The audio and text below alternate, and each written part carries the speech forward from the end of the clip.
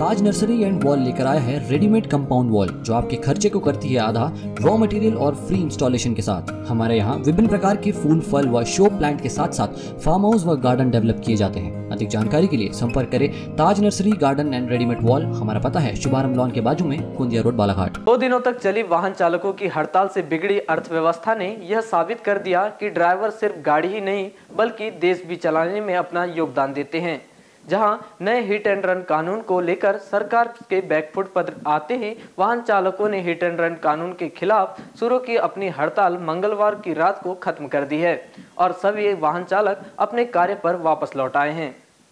जहां हड़ताल खत्म होते ही एक बार फिर वाहन चालकों ने वाहनों का स्टीयरिंग संभाल लिया है और पहले की तरह हालात सामान्य हो गए हैं। हालात सामान्य होते ही पेट्रोल पंप पर रोजाना लगने वाली भीड़ नजर नहीं आई, तो वहीं सब्जी मार्केट, दूध, यात्री बसें, ट्रक व रोजमर्रा की जिंदगी से जुड़े वाहन भी पूर्व की तरह सड़क पर दौड़ते हुए नजर आए। आपको बताएं कि संपूर्ण देश में लगातार बढ़ती जा रही सड़क दुर्घटनाओं को रोकने के लिए केंद्र सरकार ने मोटर व्हीकल एक्ट में संशोधन कर ड्राइवरों के लिए नया कानून बनाया है,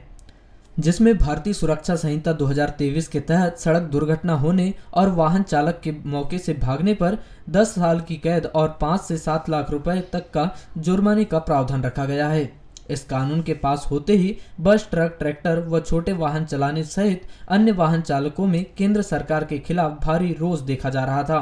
और वहीं पूरे देश में इस कानून का विरोध किया जा रहा था। पूरे देश में ट्रक, बस सहित अन्य वाहन चालकों द्वारा इस कानून के विरोध में 31 दिसंबर की शाम से ही हड़ताल शुरू कर दी गई थी,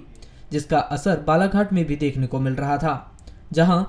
2 दिनों तक चली इस हड़ताल के बाद आखिरकार सरकार को बैकफुट पर आना पड़ा और उन्होंने हड़ताली वाहन चालक संगठनों के पदाधिकारी के साथ बैठक कर फिलहाल इस नियम को लागू नहीं किए जाने का फैसला किया है। वहीं सरकार के द्वारा यह भी बात कही गई है कि आगामी समय में संगठनों के साथ बैठक होने के बाद ही नियम लागू किया जाएगा, जिस पर हड़ताली संगठन मान गए और